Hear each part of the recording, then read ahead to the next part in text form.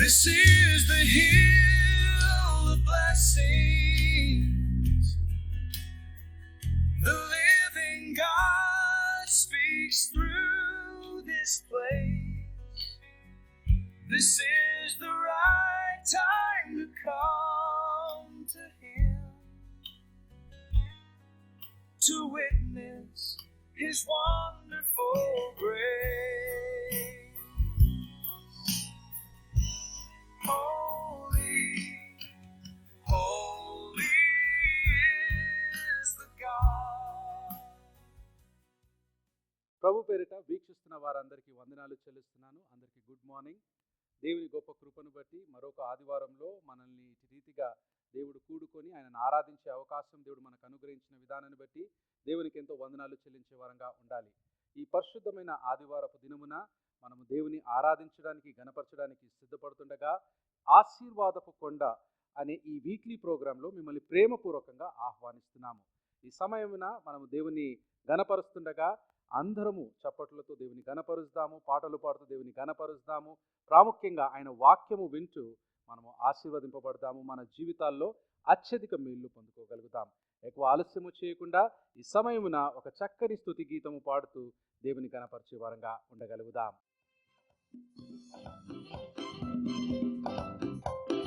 This is the day that the Lord has made, that the Lord has made. We will rejoice and be glad in it, and be glad in it. This is the day that the Lord has made. I will rejoice and be glad in it. This is the day that the Lord has made. We are the kids of the living God, of the living God. We will rejoice and be glad in it, and be glad in it. This is the day that the Lord has made. I will rejoice and be glad in it. This is the day that the Lord has made. దేవునికి మహిమ కలుగునుగాక. ఎంతో చక్కని స్తుతి గీతము పాడుతూ దేవుని మహిమపరిచినారని నేను నమ్ముచున్నాను. ఈ సమయమున అతి ప్రాముఖ్యమైన సమయంలో ముందు కొనసాగబడుతున్నాం. దేవుని యొక్క వాక్యము ధ్యానించడానికి సిద్ధపడుతుండగా మీ బైబిల్ గ్రంథములు మరి ప్రాముఖ్యంగా ఒక పుస్తకము రెడీ చేసుకొని కూర్చోవాలని మనం చేస్తున్నాం. దేవుని యొక్క వాక్యం వింటుండగా శ్రద్ధగా మర్యాదగా దేవుని సన్నిధానంలో కూర్చొని ఆయన వాక్యము ధ్యానించాలని మనవి చేస్తూ ఈ సమయము వాక్యంలో ముందుకు కొనసాగబడదాం. ఉదయకాల సమయంన ఒక ప్రత్యేకమైన అంశము మనం ఈరోజు ధ్యానించుకోబోతున్నాము. ఆ అంశము ఏంటిదంటే మనం దేవుడిని ఎప్పుడు అర్థం చేసుకోలేదు. నేను కూడా ధ్యానిస్తున్నప్పుడు నిజంగా దేవుడు కష్టమా అర్థం చేసుకోవడానికి, దేవుని క్రియలు అర్థం చేసుకోవడానికి నాకు కష్టమా అంటే నా జీవితంలో ఎదుర్కొన్న మీకు ఒక సంఘటన చెప్తాను. కానీ నాకు అనిపించినది, నాకు అర్థమైనది నేను చెప్తాను. చూడండి, మనము చాలా సందర్భాల్లో ఏం భావిస్తామంటే దేవుడు నేను ప్రార్థన చేసే మనవులు ఆలకించట్లేదు అనిపిస్తుంది. అవునా? ఎంత ప్రార్థన చేసినా నా మనవులు దేవుడు ఆలకించట్లేదండి. కొంతమంది ప్రార్థనలు అయితే చక్కగా టక్కునని ఆలకించేస్తాడే. వాళ్ళలో గొప్ప కార్యం ఉందా? వారు ప్రార్థన చేయగానే గొప్ప గొప్ప కార్యాలు జరుగుతాయి. నా జీవితంలో ఎందుకు జరగట్లేదు? నా జీవితం ఎందుకు మారట్లేదు? నిజంగా దేవుణ్ణి నేను అర్థం చేసుకోగలుగుతున్నానా?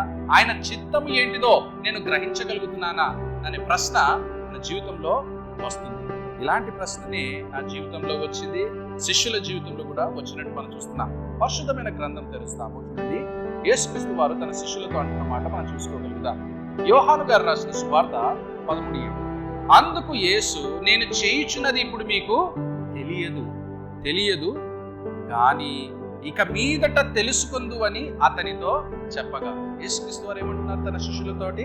నేను చేస్తుంది ఏందో మీకు అర్థం కాదు, నేను చేస్తున్న క్రియ మీ జీవితంలో అర్థం కాదు కదా. చాలా సందర్భాల్లో మన జీవితాల్లో జరుగుతున్న సంఘటనలు మనకు అర్థమవుతాయా?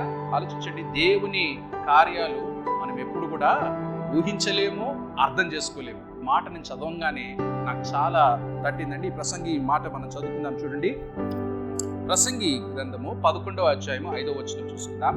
ఇంగ్లీష్లో ఇంకా చక్కగా రాయబడి ఉందండి. ఇంగ్లీష్లో కూడా చదువుతాను, మీరు వినండి జాగ్రత్తగా. తెలుగులో కూడా మీరు మరొకసారి చదువుతాము, ఇంగ్లీష్లో కూడా చదువుతాము. As you do not know the way the spirit comes to the bones in the womb of a woman with child. అంటే అర్థం ఏంటిది? గర్భములో ఉన్న శిశువు ఎముకలకు ఆత్మ ఎట్టి రీతిగా వస్తుందో మనకు తెలుసా? తెలీదు. అక్కడ తెలుగులో ఏమన్నా పడింది? చూలాలి గర్భమందు ఎముకలు ఏ రీతిగా ఎదుగునది నీకు తెలియదు, గాలి ఏ త్రోవన వచ్చినో నీవెరుగవు, అలాగునే సమస్తము జరిగించు దేవుని క్రియలో నీవు ఎరగవు. వింటున్నారు సంగతి గట్టిగా? ఆమేన్. దేవుని క్రియలు, సమస్తము జరిగించు దేవుని క్రియలో ఎరగము. ఎందుకు జరుగుతుందని మనకు అర్థం కాదు, ఎందుకు ఈ సమస్య మన జీవితంలో వచ్చిందనేది మనకు అర్థం కాదు, ఆ అవమానం గుండా నువ్వు ఎందుకు వెళ్తున్నావు అనేది నీకు అర్థం కాదు. నీకు అనుభవము దేవుడు ఒక పర్పస్ తో ఇస్తున్నాడనే విషయాన్ని మనం తెలుసుకోవాలి. అయితే మరి చాలా సందర్భాల్లో నా వాక్యంలో కానీ, కొంతమంది దైవజనుల వాక్యంలో కానీ మీరు వింటుంటారు కదా, దేవుని చిత్తాన్ని మీరు తెలుసుకోవాలి, దేవుని చిత్తాన్ని మీరు తెలుసుకోవాలి అని మీరు వింటుంటారు కదా. మరి ప్రార్థన చేస్తున్నప్పుడు దేవుడు మాట్లాడతారని కూడా మీరు వింటుంటారు కదా. మరి జరగబోయే సంగతుల గురించి దేవుడు ఎందుకు మాట్లాడాడండి అని నన్ను ప్రశ్న వేయొచ్చు. మొట్టమొదటి విషయం ఏంటో తెలుసా? దేవుని చిత్తం మీద ఆధారపడటము. ఏది జరిగినా ఏం చేస్తున్నాడంటే ఎవరి చిత్తానుకూలంగా జరుగుతుంది? దేవుని చిత్తానుకూలంగా జరుగుతుంది కదా. ఎన్ని తలచినా, ఏది అడిగినా జరిగేది ఎవరి చిత్తమో? దేవుని చిత్తమే. జరిగేది దేవుని చిత్తమే కనుక దేవుని చిత్తం మీద ఆధారపడటం నేర్చుకోవాలి. రెండవదిగా మీ మనవులను దేవుని సన్నిధానంలో నిరంతరము కనిపెట్టే వారంగా ఉండాలి. ఏ మనవి ఉన్నా సరే దేవుని సన్నిధానంలో ఒక్కసారి కాదు, 2 సార్లు కాదు, నిరంతరము, every time you need to come into his presence and seek, put your requirement before God. మీకున్న మనవులను దేవుని సన్నిధానంలో పెట్టేవారంగా ఉండాలి. మూడవదిగా you need to establish and continue the connection. అంటే దేవునితో సంబంధము నిరంతరము కొనసాగేదిగా ఉండాలి. నాలుగవదిగా మనం చూసినట్లయితే సరి చేసుకునే వారంగా ఉండాలి. నీవు చేస్తున్న మార్గములో, నడుస్తున్న మార్గములో నీ క్రియలు కానీ, తలంపులను కానీ సరి చేసుకునే వారంగా మనం ఉండాలి. మొట్టమొదటి విషయం మనం చూసుకున్నాం చూడండి, relying on God's will. దేవుని చిత్తం మీద ఆధారపడటము.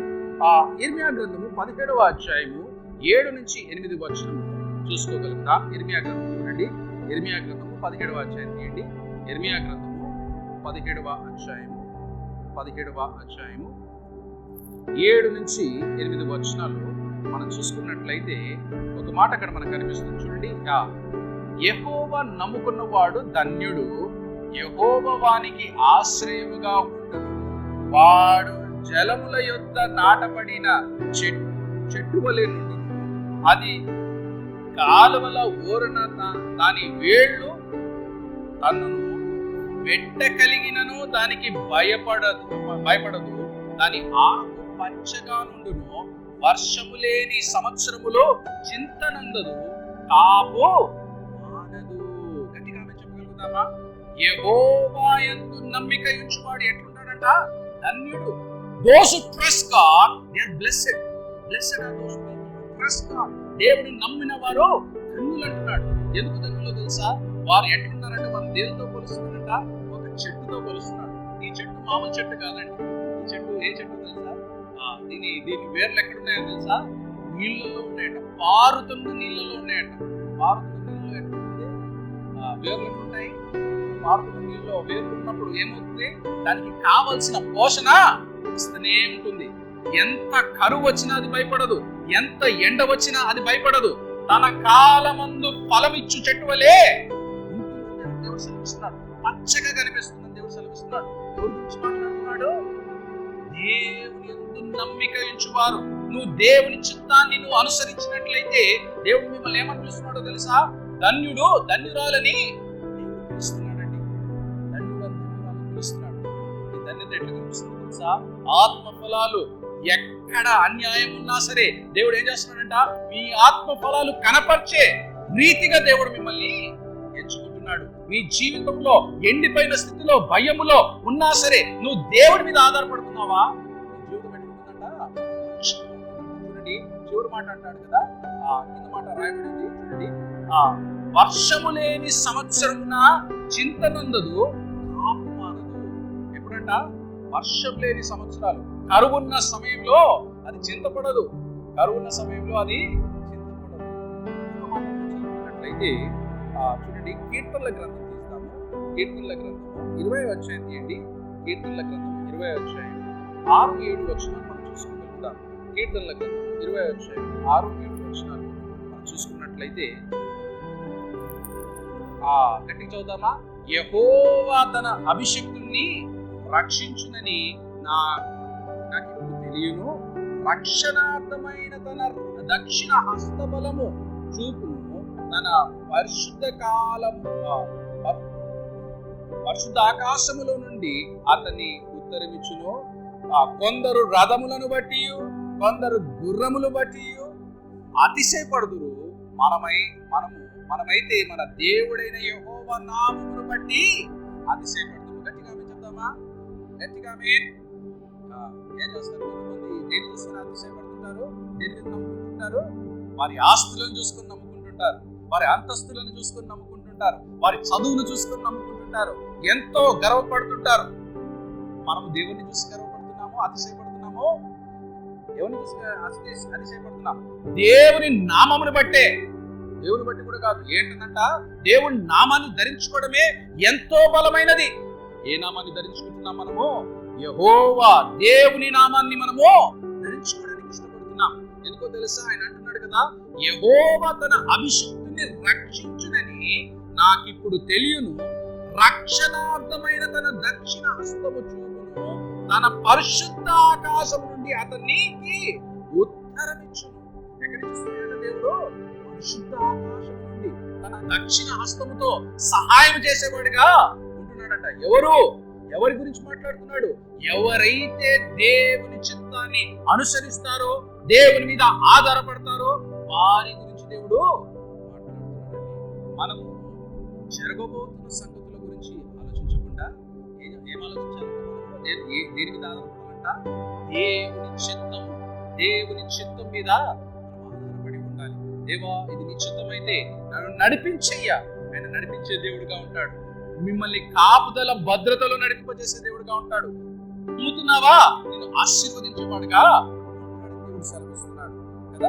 ఇంకొక మాట చూడండి, ఇదే కీర్తనల గ్రంథం 56వ అధ్యాయం తీస్తాము. 56వ అధ్యాయం తీయండి. కీర్తనల గ్రంథం 56వ అధ్యాయం తీయండి. 3-4 వచనాలు మనం చూసుకున్నట్లయితే, నాకు భయము సంభవించు దినమున నిన్ను ఆశ్రయించుచున్నాను, దేవుని బట్టి నేను ఆయన వాక్యమును కీర్తించెదను, దేవుని యందు నమ్మిక ఉంచి ఉన్నాను, నేను భయపడను, శరీరధారును నన్ను ఏమి చేయగలరు. ఎంత గొప్ప కదా, ఎంత గొప్ప మాట అంటున్నాడు కదా. నాకు భయం సంభవించిన దినమున ఎవరిని ఆశ్రయిస్తాను? దేవుని ఆశ్రయిస్తాను. దేవుడు అంటున్నాడు కదా, నాకు భయము సంభవించిన దినమున ఎవరిని ఆశ్రయించాలి? యెహోవాను ఆశ్రయించాలి. నరులు నన్ను ఏం చేయగలుగుతారు? మానవులు ఏం చేయగలుగుతారు? ఎవ్వరు ఏం చేయలేరు. నువ్వు దేవుని ఆశ్రయిస్తున్నావు, దేవుడే నీకు ధైర్యముగా ఉంటున్నాడు, దేవుడే నీకు కేడముగా ఉంటున్నాడు. అల్ప విశ్వాసముతో జీవించకుండా దేవుని చిత్తం మీద మనము ఆధారపడే వారంగా ఉండాలి. యేసు ప్రభు తన శిష్యులతో ఇదే అంటున్నాడు. మార్కుల సువార్త 4:40 రాసుకోండి, ఇంటికి వెళ్ళి చదువుకోండి. నేను చదువుతాను చూడండి. Why are you so afraid? మీరు ఎందుకంత భయపడుతున్నారు? మీలో విశ్వాసము లేదా అని దేవుడు ప్రశ్నిస్తున్నాడు. మీరు భయం లేదు తెలుస్తున్నారు.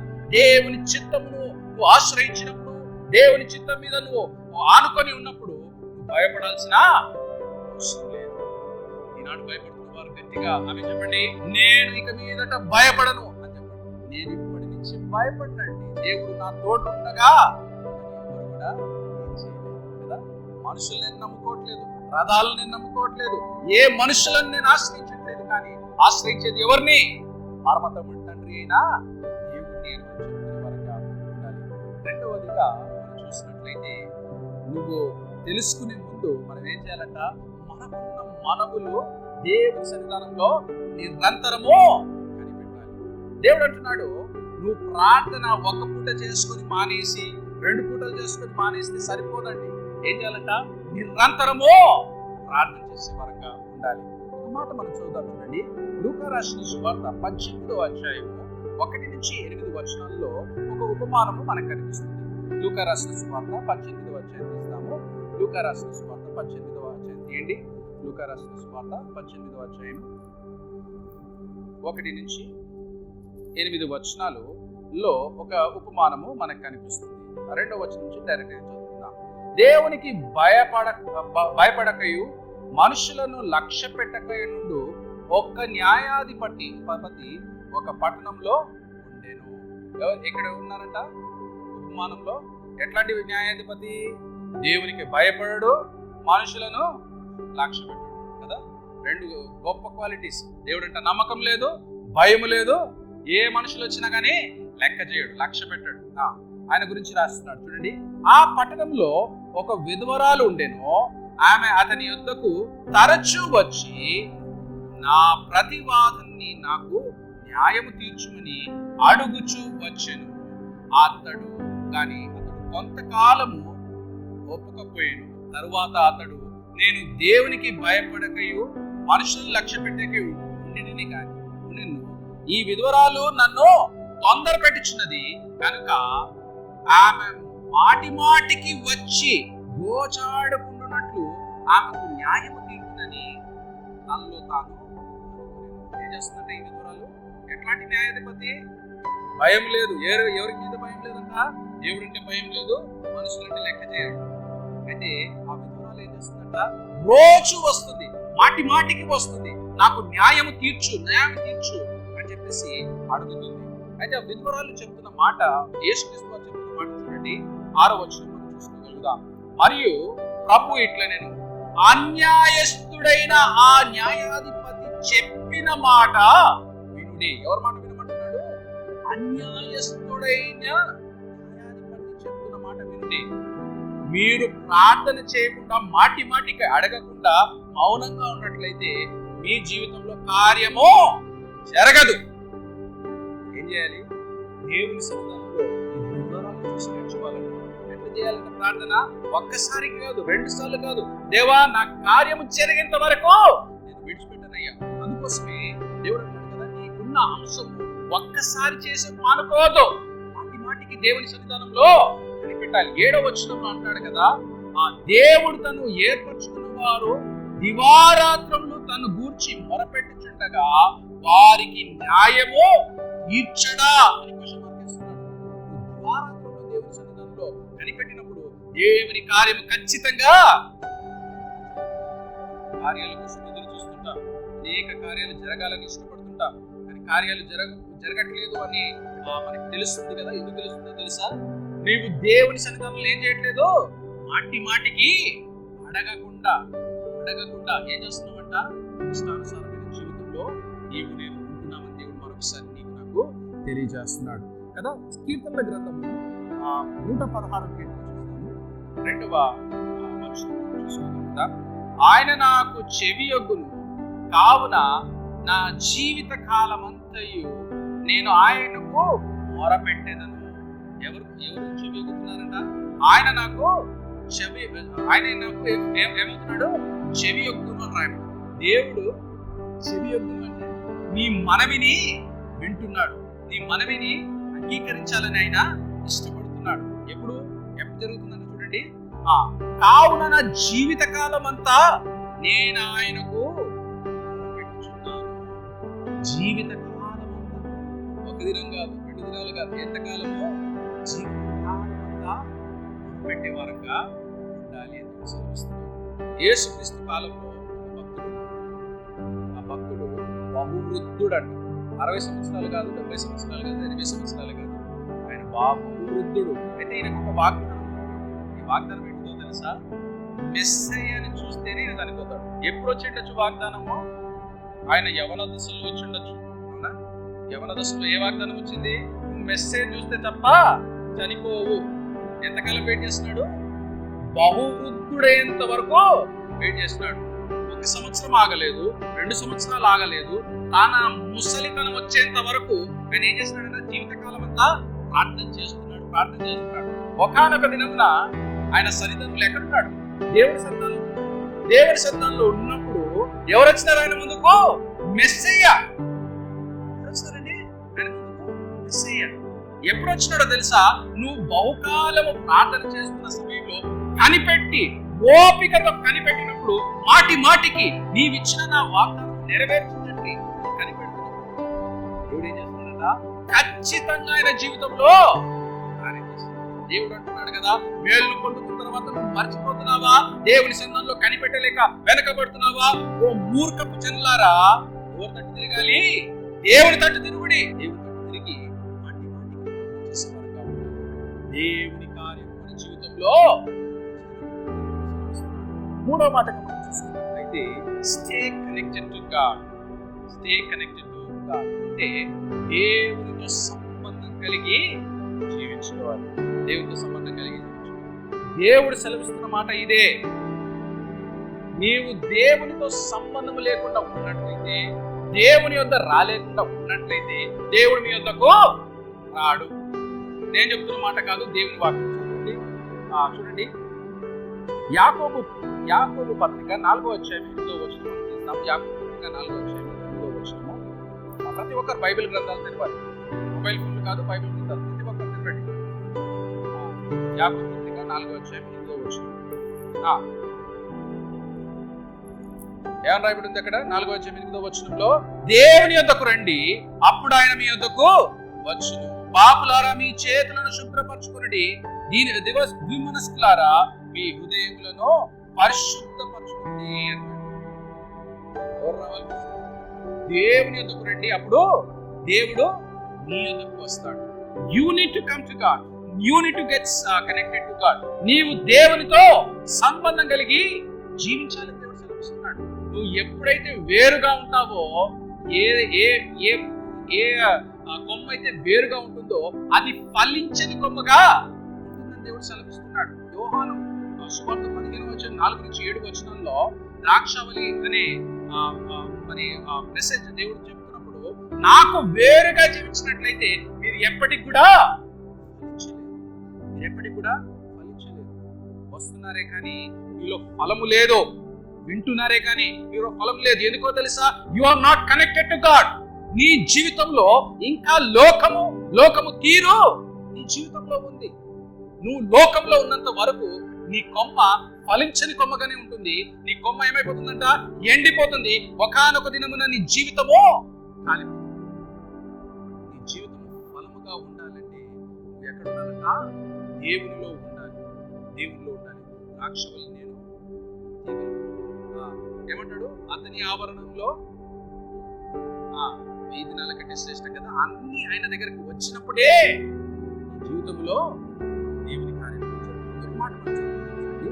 మాట చదువుకుంటూ కీర్తనల గ్రంథము 145 వచ్చాయి. కీర్తనల గ్రంథము 145:18 చూసుకుంటా. 18 చూడండి. తనకు మొరపెట్టు వారందరికీ, తను నిజముగా మొరపెట్టు వారందరికీ యెహోవా సమీపముగా ఉన్నాడు. ఫస్ట్ అంటున్నాడు, ఏమంటున్నాడు? తనకు మొరపెట్టు వారికి అందరూ. సెకండ్ గా ఏమంటున్నాడు? తనకు నిజముగా మొరపెట్టు వారికి అందరూ.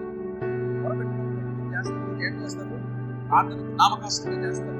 దేవా స్తోత్రము, నాకు ఆత్రం. నిజంగా మొరపెట్టు వారు ఏం చేస్తారంట? దేవా నీవు నాతో మాట్లాడయ్యా, దేవా నీ చిత్తము బయలుపరిచయ్యా, నాతో మాట్లాడయ్యా, నా జీవితాన్ని నడిపింపచేయ్యా. నిజముగా మొరపెట్టు వారికి దేవుడు సమీపంగా. మూడవదిగా మనం చూస్తున్నాం, నాలుగవదిగా మనం చూసినట్లయితే మేక్ రెగ్యులర్ కరెక్షన్స్. అంటే మీ జీవితంలో ఏం చేసుకోవాలి? సరిదిద్దుకోవాలి. సరిదిద్దులేని జీవితము ఏమవుతుంది? నిరాకారంగా ఉంటుంది. అవునా? If you are not correcting yourself, మీ జీవితంలో సరి చేసుకోలేదు అనుకోండి, మీ జీవితం ఎట్లుంటుందంట? ఎట్లుంటుంది? నిరాకారంగా ఉంటుంది. సామెతల గ్రంథంలో దేవుడు తన భక్తుడితో ఇలాగ రాయించినాడు. 12:1 సామెతలు 12:1 అందరం తీస్తాము. అందరూ పరిశుద్ధమైన గ్రంథం తెరవండి. సామెతల గ్రంథం 12వ అధ్యాయము 1వ వచనంలో ఇలాగ రాయబడింది చూడండి. 12వ వచనం ఏమని రాయబడింది? శిక్షను ప్రేమించువాడు జ్ఞానమును ప్రేమించువాడు గద్దింపును అసహించుకున్న వాడు అశుప్రాయుడని రాయబడింది. Whoever loves discipline loves knowledge, but he who hates reproof is stupid అని రాయబడింది. వింటున్నారా సంగమ గట్టిగా? అశుప్రాయుడని రాయబడింది. ఎవరైతే కరెక్షన్ చేసుకోవడానికి ఇష్టపడారో, వారి జీవితాలను బాగు చేసుకోవడానికి ఇష్టపడారో, జీవితం ఎట్లుంటుందంట? వెర్రితనముతో నింపబడి ఉంటుందని దేవుడు సెలవిస్తున్నాడు. You will be called as a fool whoever is not correcting themselves. ఎవరైతే సరి చేసుకోవట్లేదో వారు వెర్రితనంతో ఉంటున్నారు, దేవునికి దూరంగా ఉంటున్నట్టు దేవుడు సెలవిస్తున్నాడు. హెబ్రీల పత్రికలో కూడా ఈ మాటనే దేవుడు సెలవిస్తున్నాడు అండి.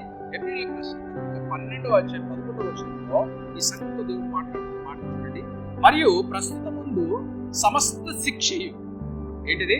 సమస్త శిక్షయు దుఃఖకరముగా కనబడినే గాని సంతోషకరముగా కనబడదు. అయినను దాని యందు అభ్యాసము కలిగిన వారికి అది నీతి సమాధానకర్త అయిన ఫలమిచ్చు. ఏమవుతుందంట? నువ్వు ఆ కష్టము కలిగినప్పుడు ఏం కలుగుతుందంట? అది ఎట్లుంటుంది చూడండి, దుఃఖకరముగా కనబడుతుంది, ఎంతో సంతోషము దాంట్లో ఉండదు. ఎప్పుడైతే ఆయన యందు దాని యందు అభ్యాసము కలిగిన వారికి అది నీతియు సమాధానకర్త అయి ఫలమిచ్చు. సంగమ గట్టిగా ఆమేన్. నువ్వు సరి చేసుకున్నప్పుడే నీ జీవితంలో ఏం కలుగుతుంది? ఫలము వస్తుంది అని దేవుడు సెలవిస్తున్నాడు. నువ్వు సరి చేసుకున్నంత వరకు నీకు ఫలము రాదు. పాపం ఏం చేస్తుందంట?